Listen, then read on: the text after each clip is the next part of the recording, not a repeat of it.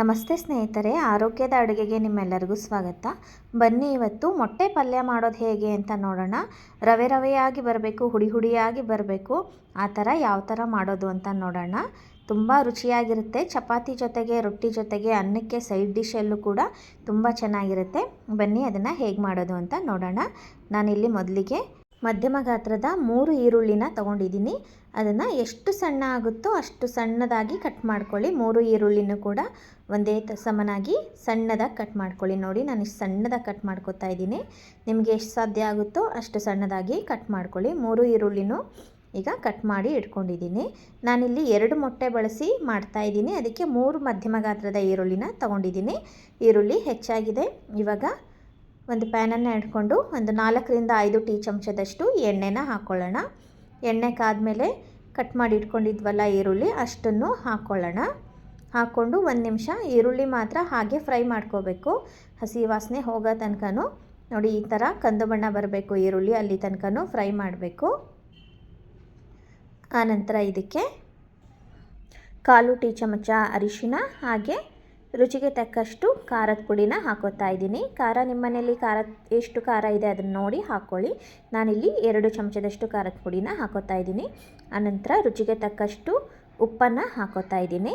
ಇಷ್ಟು ಪದಾರ್ಥನೂ ಹಾಕಿ ಇವಾಗ ಸಣ್ಣ ಉರಿ ಇಟ್ಕೊಂಡಿರಬೇಕು. ಇವಾಗ ಇದನ್ನು ಚೆನ್ನಾಗಿ ಫ್ರೈ ಮಾಡ್ಕೋಬೇಕು, ಕಲಿಸ್ಕೋಬೇಕು. ಇದನ್ನು ಹಾಕಿದ್ಮೇಲೆ 1 ನಿಮಿಷಗಳ ಕಾಲ ಇದೇ ಥರ ಫ್ರೈ ಮಾಡಬೇಕು. ಈರುಳ್ಳಿ ಎಲ್ಲ ಚೆನ್ನಾಗಿ ಬೇಯಬೇಕು. ನೋಡಿ ಎಷ್ಟು ಚೆನ್ನಾಗಿ ಬಣ್ಣ ಬಂದಿದೆ. ಆನಂತರ ಇದಕ್ಕೆ 1 ಟೀ ಕಪ್ ಆಗೋಷ್ಟು ನೀರನ್ನು ಹಾಕೋತಾ ಇದ್ದೀನಿ. ನೀರನ್ನು ಹಾಕ್ಕೊಂಡು ಈ ನೀರು ಇಂಗೋವರೆಗೂ ಸ್ವಲ್ಪ ಈರುಳ್ಳಿನ ಚೆನ್ನಾಗಿ ಬೇಯಿಸ್ಕೋಬೇಕು.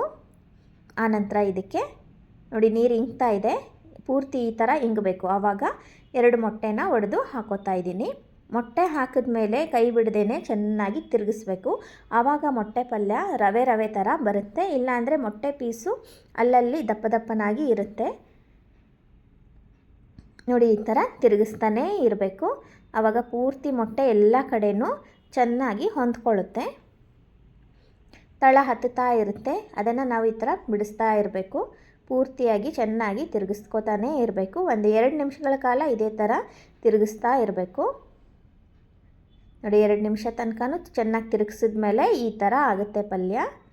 ನೋಡಿ, ಇವಾಗ ಒಂಥರ ಉಂಡೆ ಉಂಡೆ ಥರ ಬರ್ತಾ ಇದೆ. ಇವಾಗ ನೀಟಾಗಿ ಹರಡಿಕೊಂಡು ಇದನ್ನು 1-2 ನಿಮಿಷಗಳ ಕಾಲ ಮುಚ್ಚಿಡಬೇಕು. ಅಷ್ಟೇ, ಸಣ್ಣ ಉರಿನಲ್ಲಿ ಮುಚ್ಚಿಡಬೇಕು ಇದನ್ನು.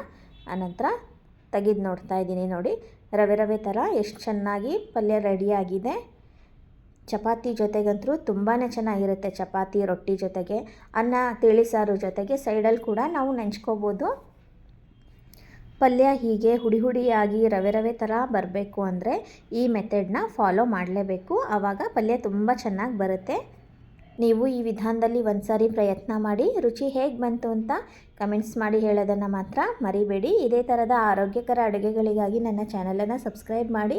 ಮತ್ತೆ ಇನ್ನೊಂದು ಆರೋಗ್ಯದ ಅಡುಗೆಯೊಂದಿಗೆ ನಿಮ್ಮನ್ನೆಲ್ಲ ಭೇಟಿ ಆಗ್ತೀನಿ. ಅಲ್ಲಿವರೆಗೂ ನಮಸ್ಕಾರ. ಈ ವಿಡಿಯೋ ನೋಡಿದ್ದಕ್ಕಾಗಿ ನಿಮ್ಮೆಲ್ಲರಿಗೂ ಧನ್ಯವಾದಗಳು.